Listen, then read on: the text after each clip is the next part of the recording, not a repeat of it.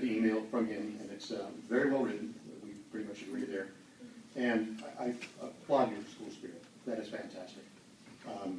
But a real legal concern, this is a good education for everyone here, and I'm going to kind of paraphrase it because of the time limit, but the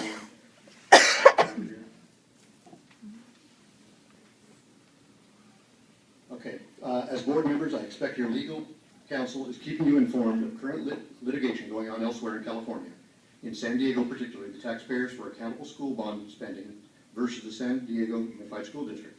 In a press release dated August 1st, 2013, just a couple days back, taxpayers for the accountable school board spending states in 2011, the school district approved and eventually installed 4 high-intensity lighting arrays mounted atop 90 and 100-foot tall permanent lighting poles at Hoover High, adjacent to the San Diego neighborhood of Talmadge and City Heights. Taxpayers argued that the lights increased glare, were incompatible with the historic nature of the surrounding community, and significantly increased traffic and parking problems on narrow, landlocked residential streets. In addition, taxpayers objected to the district's use of bond money when the district failed to include stadium lights in the project list or tether them to any listed projects for Hoover High as incidental and necessary cost. The press release goes on to say, President and founder of Taxpayers for Accountable School Bond Spending, Ron Anderson, was pleased but not surprised by the ruling. Today, this was a couple days ago, the Supreme Court supported the Court of Appeals decision to uphold the integrity of voter-approved bonds. They essentially admonished the school district for pulling the wool over the eyes of the voters and spending money on stadium lights instead of repairing classrooms, as stated under the bond measure. I think the ballot measures that we approved for spending money on the school district never included anything about stadium lights or sound systems. It will impact the neighborhood. As I previously stated, the glare, the intensity, the noise value.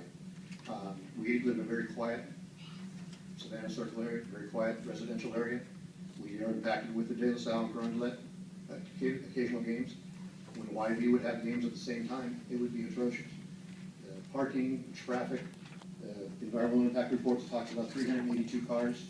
I can guarantee you there'll be more than that. Only one way in and one way out of there, emergency vehicles, etc. An injury on the school field during a game, injury for that player would be tough to get emergency vehicles back there. There's a lot of things in that letter that Michael Jones wrote to you guys. I implore you guys to read it carefully, consider that very strongly in making your decisions. And the human element is the part that the CEQA does not address. It addresses a rat or a mouse or a butterfly, but it doesn't address the human element. Thank you.